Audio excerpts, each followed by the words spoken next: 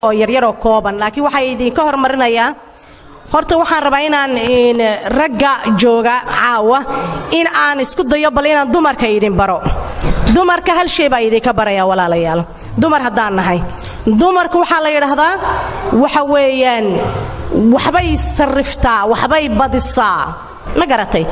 badanka waxa la yiraahdaa incubator ayaa la yiraahdaa incubator waxa la yiraahdaa meesha ilmaha isagoo saqiira la geliyo uu ku kobco markuu caloosha hooyadii isagoo yar uu ka soo baxo marka dumarku waa incubator baa la yiraahdaa walaalayaal shay baad u dhiiban way ku badini 10 shay bay kaaga dhigi marka kaba soo qaad raashin yar baad u keeni maxay ku sameeyni cunto dhan ayay ku sameynaysaa maaha raashinkiyo qayrin baad u keeni laakiin cunto dhan ayay ku sameynaysaa waxa kale la yiraahdaa in hal habeen baad u tagtay jamaacaas manidaado macna ku fadhiin oo jidhkaaga baad u nacaysid ayaad u dhiibatay maxay ku keentay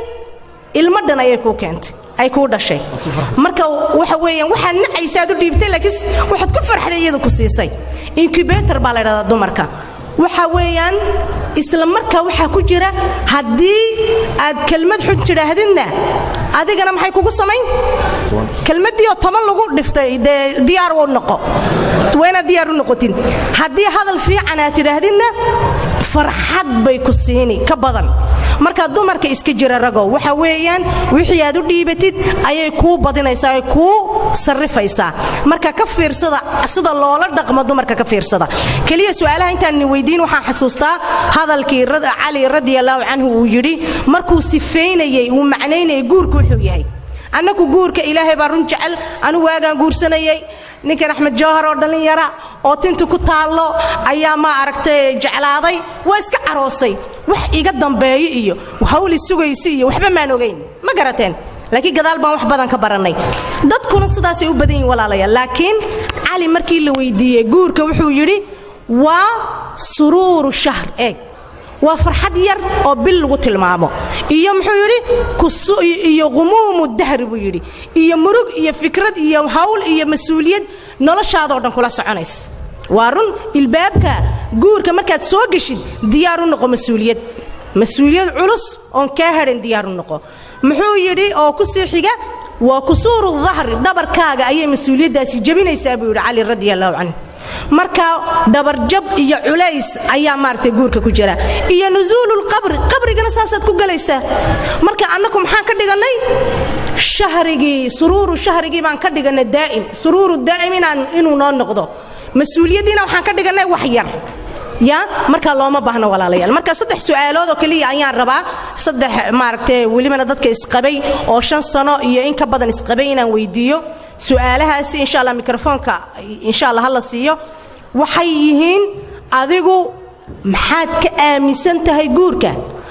maxaad ka aaminsan tahay inaad noo sheegtid guurku muxuu ku yahay agtaada macnuhu ku sameeynaya guurka walaalayaal waxaad kala noogu daraysaa maadaama cimrigaas aad soo qaadatay oo Ilaahay guurkaas ku siiyay hal secret oo amba hal sir oo adiga reerkaagu aad ku nooshihiin marrabna dadka kale inaan weydiino buugaan waan ka soo akhrin karnay oo waa leeyahay ku akhrin laakiin sirta idinka nagu jirta Soomaali ahaan ayaa ka fiican wax walba walaalayaal waxa kale ugu dambaysa insha Allah su'aasha ugu dambaysa waxa weeyaan waxaan noo sheegtaa wax Soomaali haddaan nahay hadii aan ku dhaqano aan ku badbaadayno guurkeenu wuxuu ku badbaadi lahaa oo hal shay oo adigu samaysid hal shay oo mujtamaca kula talinaysid iyo waxa aad ka aaminsan tahay guurka marka insha Allah ya diyaar mustaxidiin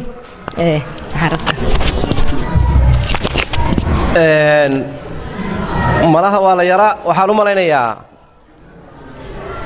su'aalo khatar ah macluumaadii weydiisaan u malaynayaa macluumaadda ku celinaya su'aasha sirta aan iskala joogno bal inay idin sheegto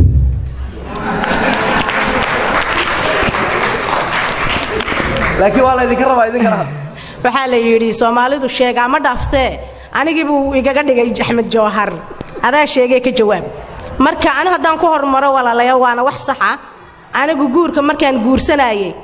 jacayl iyo farxad iyo Jawhar 4 sano iga maqaniyo waxba ii muuqday ilaahu haday mas'uuliyadii muuqatay haduu wax kale ii muuqday waxa soo waxba iga magalin ma heli kartaa hal mar Jawhar ayay iga ahayd marka taas ayaan ka aaminsanaa laakiin guurku waa xayaa waa noloshayda guurka maanta waxaan ka aaminsanahay inuu noloshayda dhan yahay marka noloshayda aan u danaynayaa ka hor wax walba hal secret oo ani Axmed naga dhaxay waxa weeyaan saaxiib lillaahi baan nahay saaxiib ma sha Allah barakallahu marka saaxiibtinimaduna waa wax muhiim ah wallahi saaxiib qofka la tahay waxba kaama maqna aniga intuunan zawji noqon saaxiib ruma ayuu leeyahay marka waxa weeyaan habeen aan doodaynay ayuu wiil walaal noo yimiday wuxuu yiri labadan qof saanu qaylinayno isku celcelinayna hadalka oo dooda u wadnay runtii in la iscaburiyo ma waa in la sheekaysto la hadlo marka wuxuu yiri labadan qof indha isdagaalay ayay leeyihiin hadda isku kici doonaan maxaa meesha ku dhigay marka hadalkii aan isku celcelinayno ka yaabay marka wuxuu yiri anigu intaaba sheegaysaa in ka yar xaaskayga lama sameyn karo waa la isdili ayuu yiri marka la isma dilayay hadalka hala furo insha Allah in waxyaalaha uu guurku ku badbaado walaalayaal waxa kamida aan anigu sheegi la hal shay hadii shay qofka la yiri wax wada akhriska inaan wax wada akhrino kutubta inta leeg ee culimadu ku daashay ee la qoray inaan akhrino faa'iidada hadaan wada akhrino waan wada ognahay hadaan anu keligay akhriyo ana og haduu keligay akhriyana isaga og laakiin hadaan wada akhrino waan wada ognahay insha Allah hay mujtamaca la sii هيا ديارة مس أنا دورت أنا ما قاعد مفرط هيا ولا شن دقيقة كيف يديسنا هيا ويلشة يا شن سنة أرت الرير لها شن سنة يا رير لها هيا قاعد تعلت شن سنة يوحك بدن أيار رير لها يا هيا بلو شيخ ميكروفون كقبصة كهذا الملأ عبد الله قبصة تجري عبد الله يسافر وحبان كويدينه وناشي عبد الله guurka maxaa ka aaminsan tahay hal sir oo adii xaaskaaga niga dhaxaysa iyo waxaad mujtamaca ku waanin lahayd insha Allah walaalkay hal is dhageysto hal loo wadaagaysa mujtamaca sax waa hadli kartaa walaal insha Allah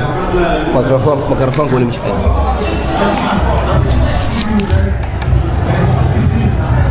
هذا الله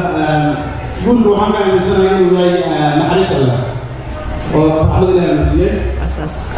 فأنا حاسس يعني في كل هاي وهمي كان يسوي إلا حتى الله سبحانه وتعالى بدل ما يحيي حقنا من بعد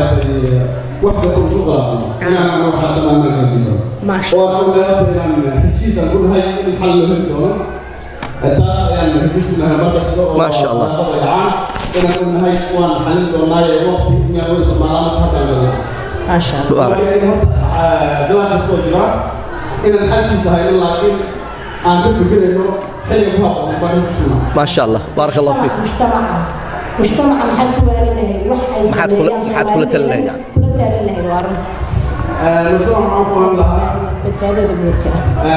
هم طبعا يستوعبون إطلاق لا يعرفون ما نقدر وضعها لكن ما يلوح على حالته صحوة المجتمع يتبع solution oriented إن أبوك بكتب خلافات لكن إن السودان اليوم أو خلافات حل الرأس صحوة خلافات أو الفكرة وهذه الفكرة بس لكن سوريا ولكن المعركة لو على الوفر إن حلقة بارك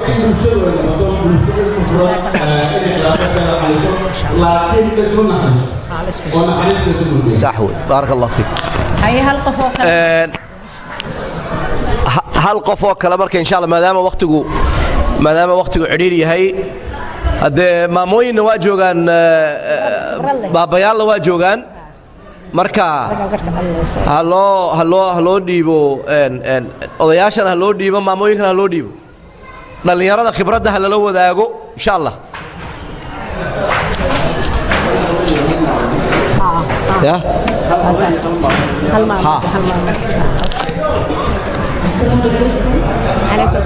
أي محمد هلا دقيقة بارك الله فيك عليكم السلام ورحمة الله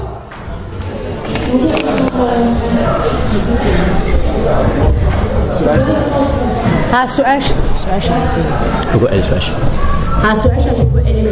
وحويان حاسلي هدا طاي ودرير leedahay maxay hayday maxaad ka aaminsantahay wuxuu iyo hal sir oo adiga iyo xaas ay ninkaaga idinka dhaxeeya iyo hal waano oo guud oo u baahan mujtamaceenu ay u baahan yihiin reeraheen oo badbaadaan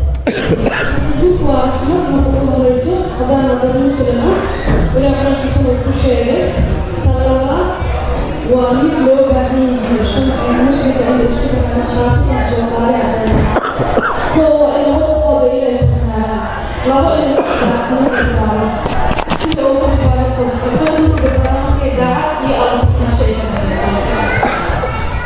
ما شاء الله جزاك الله خيرا.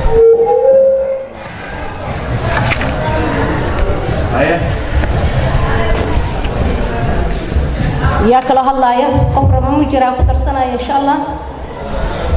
أوكي إن شاء الله وما سنتين ولا ليال خير الله نسيه. إن وحنا قصوا كوبي يا كليا إن ما دركت يصور كي ما جاء سي ولا عاد. بسم الله الرحمن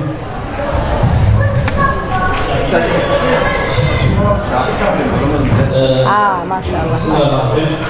waxaan rabay inaan horta su'aashii loo weydiisay inaan ka jawaabo wax kale ku kordhiyo. ما شاء الله. waxaa fiican dadka guursan wilaha guursan waxaan kula talin lahaa horta inay guursadaan markii guursanaa ilaahay dartii haddii ilaahay dartii u guursato aad rabto ilaahay subxaana watacaala gurka ugu dhawaato waa libaanaysaa anna taasaan ku guursaday ما شاء الله. marka qodobo dhowr ka qoray marka ka hadlaysay waxaa jira ninka xuquuq ku leeyahay xaaskiisa xaaska xuquuq ay ku leedahay نكيد. waxaa ka sheekaysay hadda xuquuq kale oo saddexaad aad jirto inaan ogeyn waxaa ka mid ah qodobka ugu horreeya aad sheegaysay in guurka labada nin iyo xaaskiisa isqabaan ilaahay subxaana watacaala ay caabudaan leanno waxay isugu yimaadeen waxaa ka mid ah ilaahay subxaana watacaala nabiga ugu sheegay sala allahu alay wasalam wuxuu yidhi ilaahay oo naxariisto islaan habeenkii soo kacday dukatay ninkeedii kicisay hadduu diidana biyo ku shubtay dagaal maaha waxaa ka mid ah waa xuquuq mushtarak ayaa la yidhaahdaa waxaa ka mid ah carruurta in lasla koriyo isagana mala waa idin dhexaysaa waxaa ka mid ah sirta ayaa ka mid ah sirta in la faafiyo riyahana sirta waa aragteen xaaladeeda marka waxaan ku kordhin lahaa qodobo oo waxaa jira ninka laga rabo naagta laga rabo aanan jiro oo la yidhaahdo xuquuq almushtarak baynahumaa intaa ayaan kusoo gabagabeynaya guurkana waa in ilaahi subxaanahu watacaala loogu dhawaadaa taasaa ugu muhiimsan guurkaasna weligiis ma fushin maayo leanna waxyaabuhu ilaahay ballan qaaday ayaa waxaa ka mid ah laba qof guursatay iskula guursatay iyo ilaahi subxaanahu watacaala ay u dhawaadaan jazaakum allah بارك الله. جزاك الله خيرا. وحان walaalaha aan uga mahadin lahaa dhammaantood siday noo dhageysteen jazaakum allahu khayran iyo si aad uga jawaabteen su'aalihii walaalkii u dambeeyey jazaahu allahu khayran qodobkii ugu horreeyey ku bilownay ayuu noo ta'kiidiyey naguna sii adkeeyey waana sii adkaynaya insha allah mar kale in gurigani uu noqdo guri ilaahay dartii u jira biidni illahi alkariim saas awgeed waxaa dhici karta dadka qaarkood inay hore u soo dhaaftay taas macallimadda hadalka markay bilaabaysay marka maxay dhahday ma xasuustay tajdiidu niya waa la xasuustaa soo maaha marka niyaddeenna aan jadiidinna xataa haddayna soo dhaaftay taasi markaa ilaa caawana aanan xasuusanin wakhti inagama tegin marka caawaba waxaan dhahaynaa insha allahu tacaala gurigaani wuxuu u jirayaa ilaahay dartii biidni illaahi alkariim ugu dambayntii maadaama soo xidhayno kamaanaan gaadhin wax badan oo inaan akhrino aan soo qornay ayaa meeshaan jiro risaaladan markaan ka hadlaayo aad waxaan ugu walwalaa dhallinyarada da'yarta aanan weli guur gelin ama aan xaasle iyo xaasley aan noqonin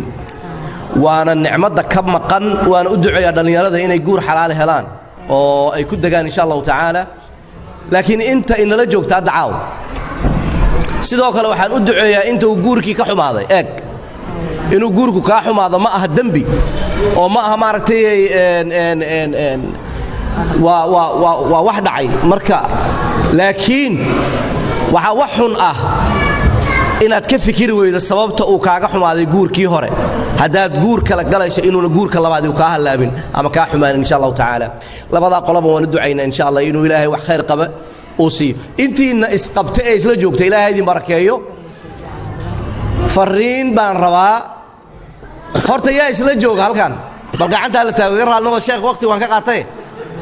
lamaana isla jooga ma jiraan iyo caruurtii isla timid dayacna